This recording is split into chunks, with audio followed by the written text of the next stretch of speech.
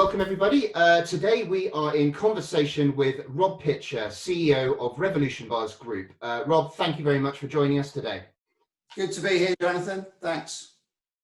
Thanks very much. Since its conception in 1991, Revolution has had quite the growth journey. You floated in 2000, you returned to being a private company in 2006, then you floated on the LSE in 2015 and now transferring to AIM. So with that in mind, what are the benefits of being a listed company, and especially in the current climate? Yeah, look, I think, as you say, the company's had a pretty interesting 20-odd years, having been on the market and then off, held privately again for 9 years or so, and then back on the market since 2015.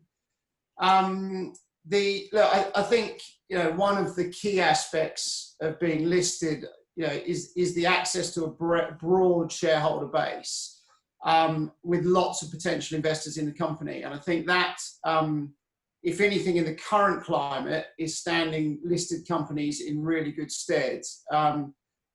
Provide, that broad investor base is also sort of allowing us the access to the capital that's required in these times. Hospitality businesses were closed down on the 20th of March, and the need for liquidity and funds was paramount. And we've just executed a successful £15 million raise, and I believe that being on the exchange has meant that was, it certainly wasn't easy, but at least having access to be able to do that in these difficult times, and having an investor pool that we could call upon.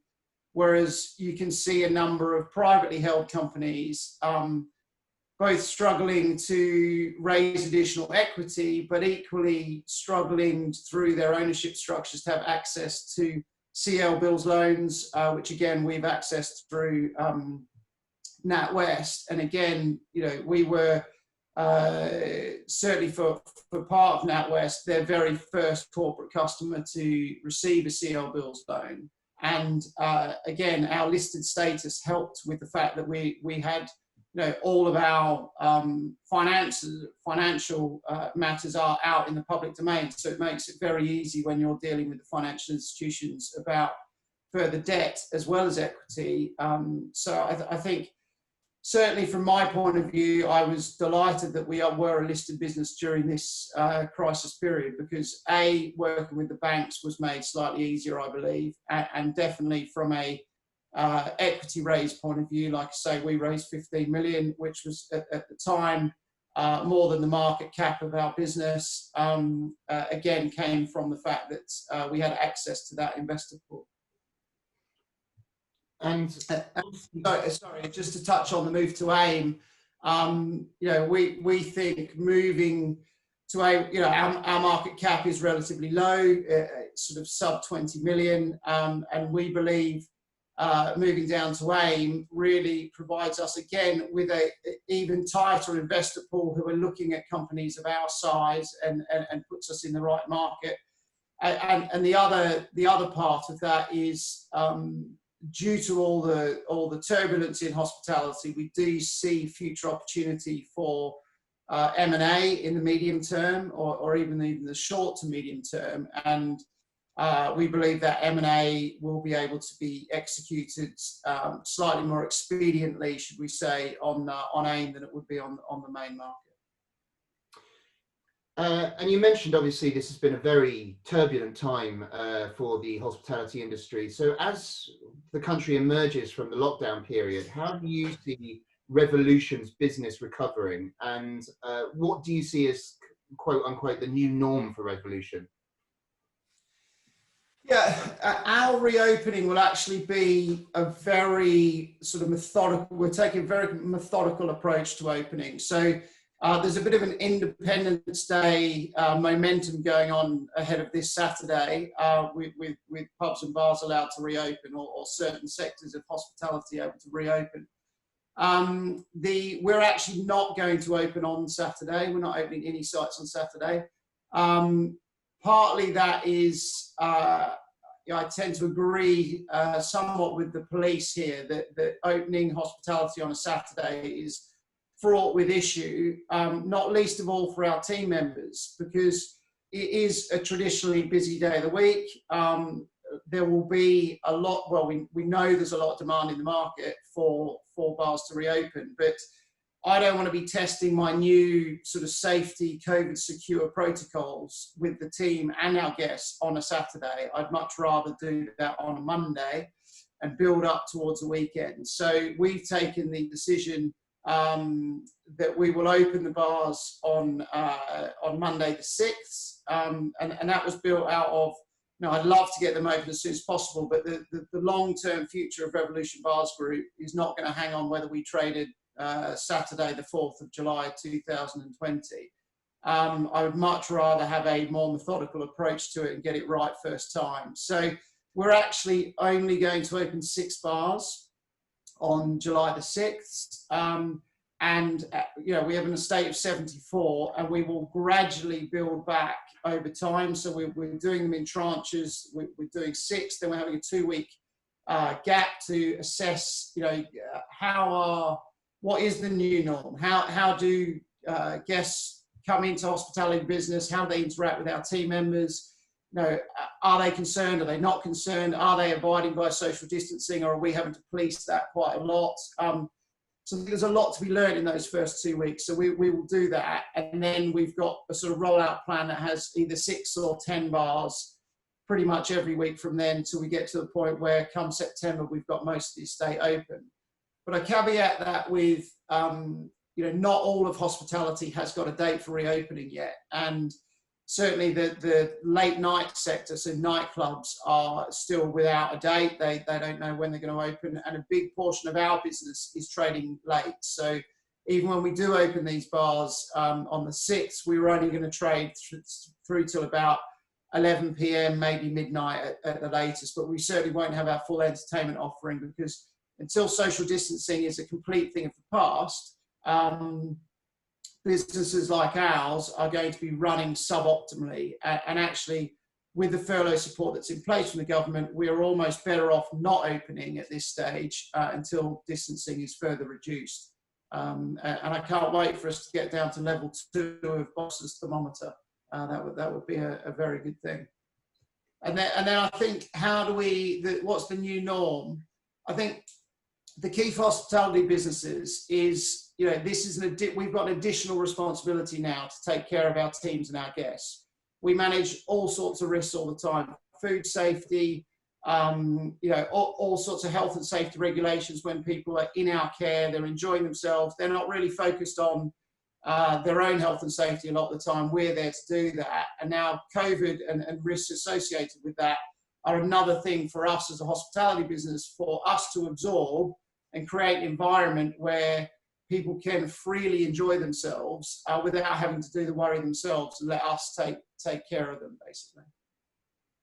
And I mean, you've sort of touched on it a little bit there, but how quick, in your opinion, do you think it will be for the hospitality industry to make a full recovery, even half a recovery?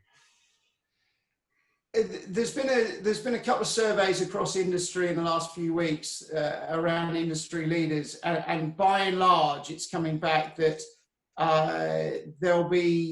it's going to be until H2 2021 before we get back to anything like normal.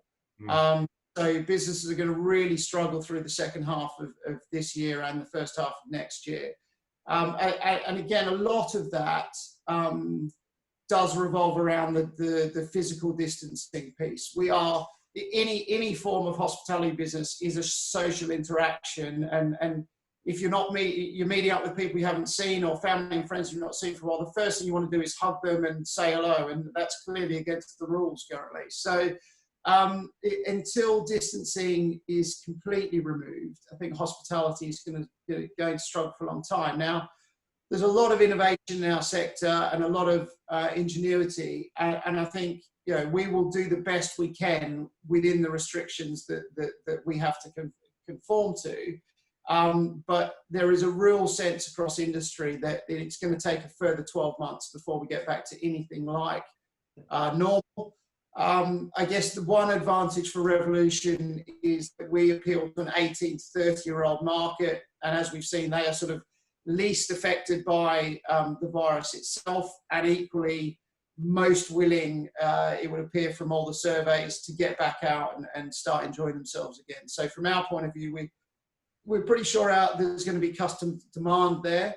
It's about us servicing that demand in a safe way, but equally doing it in an environment that feels like you're in hospitality and not in a hospital. But looking ahead, what opportunities do you think will open up as a result of the current crisis? We do see this as an opportunity. Almost back to your very first question is, with the funding that we have in place, with a very supportive lender and supportive shareholders, we do think that unfortunately, due to the crisis, some of our less well-funded competitors may well come out of the market, and that in itself will just take general competition out of the market. So we should be able to take their guests into our bars and actually become more successful. But equally should provide us with either M&A opportunity or indeed approaching landlords who are now sat with empty premises without a lot of businesses really, there's not going to be a lot of businesses looking to expand on the high street, I wouldn't have thought, for the next couple of years. So if we're in a position where we're well funded, we know we've got an offer that was attracting new customers before COVID, we were in sales growth, on a like-for-like basis. So we know our offer was appealing. If we can deliver that again, and there are empty sites for us to go into, we think, either full M&A opportunity or indeed single site acquisition should present itself pretty quickly. And I just wanted to touch on your company culture very quickly. You've been recognised in the past as one of the best Sunday Times 100 companies to work for. So obviously you've had to furlough something like 98% of your staff. What has been the impact culturally on the business having to do that? And from your perspective as a team leader, how has it affected you and your team? Yeah, look, it's a really, really interesting one. I mean, I have to caveat with the Sunday Times Top 100. The last time we were in it was 2016. Culturally, is almost one of the most fascinating things about this, I believe. Firstly, if I start with the leadership team, I think it has brought us closer together. We have 3,000 employees, and there's only 30 of us still working in the organisation, which includes the sort of 10 in the leadership team, and then another 20 supporting the business. And if anything, we've now got in place daily Zoom calls like this with the exec and some extended leadership team members. So we see each other for an hour a day, every day, for the last 12 weeks. That's more contact than we would have had normally. So actually, it's definitely developed those relationships, and albeit remotely, has made that team stronger. And we're sharing, there's only so many times you can talk about the job retention scheme before you end up talking about people's families and kids and what's going on in their lives and so anything. So actually, from a culture of the 30 odd people that still work in the organisation, it's brought us much closer together as a team, which I think is interesting in itself. But then you've got this remote team that, again, in hospitality, our general managers would have been working with these teams every day. And I guess the responsibility, because the managers have been furloughed as well, is that the responsibility has fallen to myself and the leadership team to become much more accessible to all 3,000 of these of our team. And therefore, we've been doing a lot of stuff online. We've done a virtual relay where we raise money for NHS. We had hundreds and hundreds of people running virtually. So we ran from our most northerly bar in Inverness down to our most southerly bar in Plymouth. And then we ran back from Plymouth to London, ending at Nightingale Hospital. And everyone had a half an hour slot. So we've done some interesting things online. So we've been keeping very visible. But equally, I've been hosting calls with all the general managers and the support centre team every second Monday since this started. But equally, I've been writing individually to every single one of the 3,000 team members once a week, bringing them up to speed with my views, providing them with frequently asked questions, answers to those, and just, I don't think you can over-communicated in this phase. So, but again, what that's done is that goes out from my email address, and I get a flood of emails back from team members who I've met maybe once or twice, or potentially not at all. And so it's been fantastic for me to be able to get into conversation with them online and talk to them about their own personal circumstances and, you know, pointing them in the right direction. So actually, I think I would like to think that the more extended team feel I've become even more accessible through this period of time, because it has allowed me to have these one-on-one conversations, even if most of that's been digitally or via email. But I think so that it's interesting that the team that's still working have become tighter, the culture, because of the level of communication. And again, we did an engagement survey a couple of weeks ago, and we had 93% engagement across those 3,000 people. So, you know, we feel like engagement is very strong. I think the harder part now is going to be as people return to work, because having been off whilst being paid is one thing, but now actually you're requiring, you know, the bars are going to open up from Saturday. We're now going to require you to come back into work. There's a couple of really tricky pieces there. One is the 30 people that have been in the organisation have been running at 150% of capacity for the last 3 months. So we're all charging, you know, we're match fit, we're ready to go. Whereas actually people that have been off for the last 3 months are suddenly coming back into this environment, and we're supercharged, and they're sort of getting a couple of days in, and they're exhausted by the pace of it. But so I think there's a really interesting thing for watching out for the mental health and well-being of our team as they return, coming from what has been, you know, it's been very difficult for lots of people, but effectively paid for sitting at home is quite a slow pace versus coming back in and trying to get a bar up and set up and ready and start serving customers again. So I think there's a real watch out for us culturally on making sure people are integrated back in, and we're putting in some processes in place for sort of 2 or 3 days after people return, sort of doing a bit of a health check with them and just making sure that they're coping with that.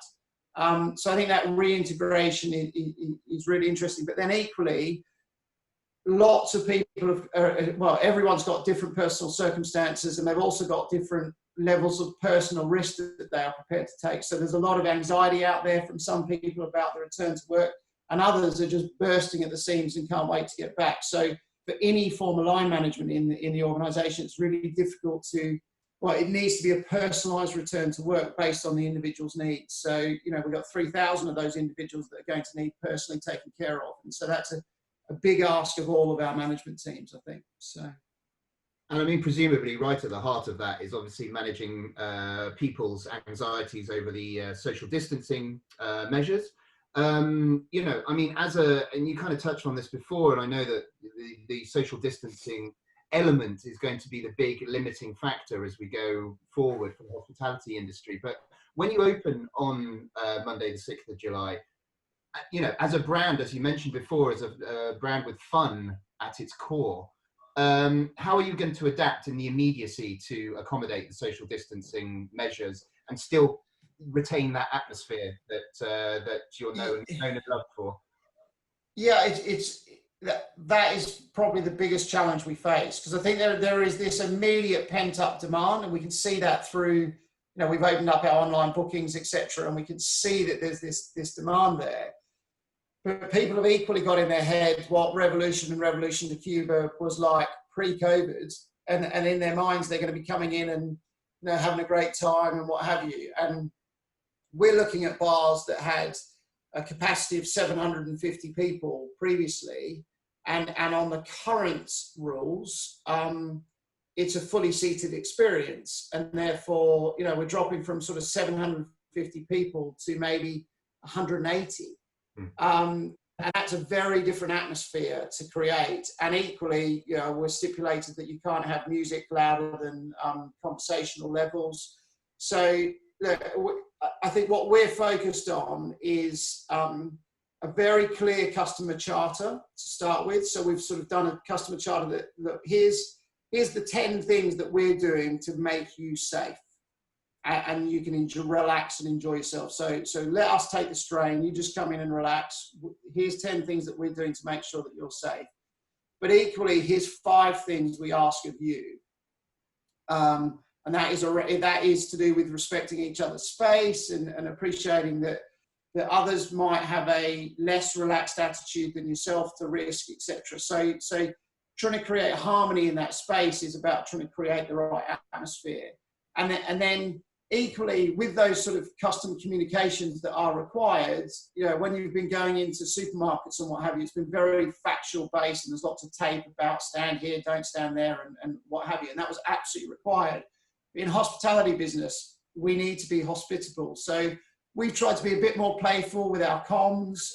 There's some sort of suggestive language in our communication. There's a reminder of no kissing at the bar and all this sort of thing, which is just our way of trying to do. I can't actually say what we've put on the communication in the gents' toilets to make sure that people wash their hands, but there's some pretty interesting language being used. But we're trying to have a playful, on-brand message, but still saying, look, we're taking this seriously, but you are in a fun environment, so we should be playful with it. So we're trying to take that approach, but then equally briefing the teams and training the teams so well that it is about great service. It needs to be socially distanced, but there are going to be those interactions. And because we've got potentially only 150 people versus 750, we should be able to provide even better, more tailored service to those individuals and make sure that they are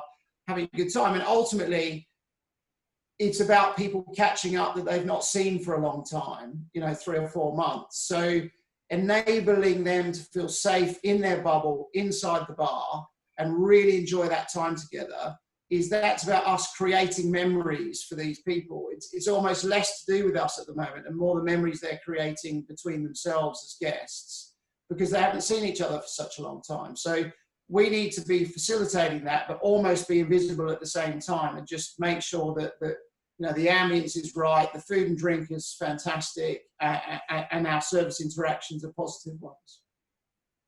And finally, I guess there are opportunities, as we've heard, coming out of this crisis. I mean, in your opinion, are there any sort of big innovations for the UK bar and restaurant sector on the horizon that you can see? And also, additionally, is Revolution doing anything to drive these innovations? Yeah, look, I think there's a couple of innovations coming through. A couple that are coming through very strongly. The first being delivery. So people have really moved into a delivery mode, and a lot of people are seeing that as a key area for them.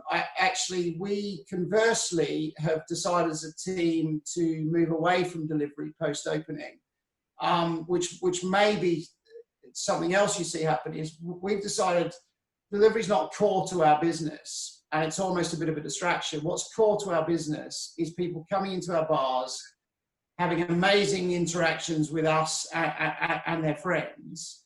And any moment of time that we spend on worrying about whether the Deliveroo tablet is turned on or not is a moment in time that we're not focused on people coming to the bar, having an amazing time, creating memories. So actually, we've almost gone back to the core of our business, which is hospitality in our environments that we create, and not worrying about delivery. Now, others, as I say, there's a massive trend in the hospitality industry that delivery will become a bigger thing. I actually personally, as we say, we're sort of going against the grain on that. We think hospitality is about people coming into our sites, having an amazing time. So we will focus on our core. I think something else that you're going to see is, it'll be evident on the 4th when people reopen, a lot of tech is going to be out there. So a lot of order and pay at table opportunities. And again, we've put we had an app already, and it was on our roadmap to put order and pay at table in. We will reopen with that ready to go in both Revolution and Revolution to Cuba. So I think that providing the flexibility for a guest to choose whether they want to efficiently put something in their app, pay for it, have it delivered to table if they're in a hurry, or indeed if they want to maintain as much social distancing as possible, that's a great option to have. Versus our traditional methods of service will still be there. But I do think tech will play a bigger and bigger part. And I guess what we've tried to do, we've got a fantastic in-house bookings platform already at Revolution Bars Group, and we've kept 2 IT developers on throughout the crisis, focused specifically on making that best in class. So it's not quite there yet, but in the next couple of weeks we'll be there with it, and that will be a full.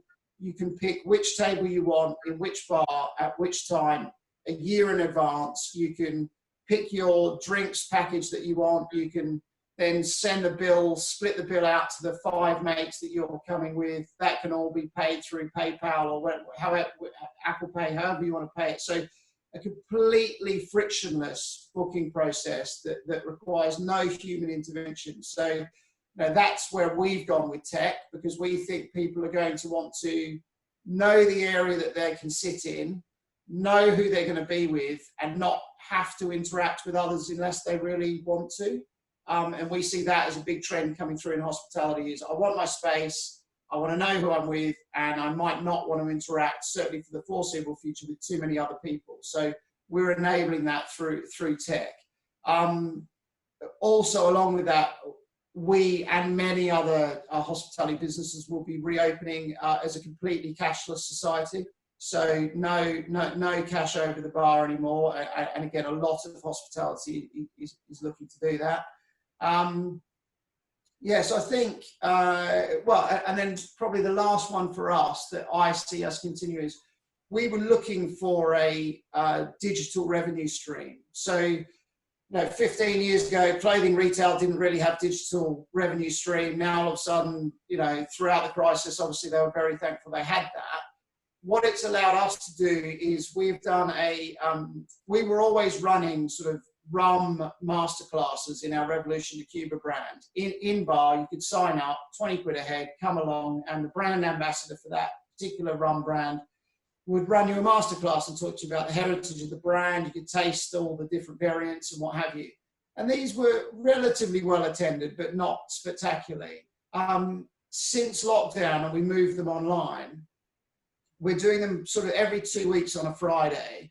And we're getting, we sell out within an hour and a half of tickets going on sale. And that'll either be somewhere between 200 and 500 tickets go on sale. And then we do a Instagram live, 45 minutes, guided rum tasting, make a cocktail, all of that. And actually we see this as our potential digital revenue stream over time, because it's starting from now, but not everyone goes out to a bar every Saturday night. But if they can start their night at home at 8 o'clock on a Friday with this guided rum tasting, that then leads into a bigger dinner party or further conversation online, because I think a lot of this sort of Zoom stuff will carry on. So we actually think that's the nucleus of us creating a digital revenue stream, which will be tiny in comparison to our bar sales to start with, but it's got to start from somewhere. And we think there is a nucleus of a really good idea in here. It's absolutely fascinating. And Rob, the best of luck for your big reopening on Monday the 6th. Rob Pitcher, CEO of Revolution Bars Group, thank you very much for talking to finnCap today. No, thank you. Really great to talk.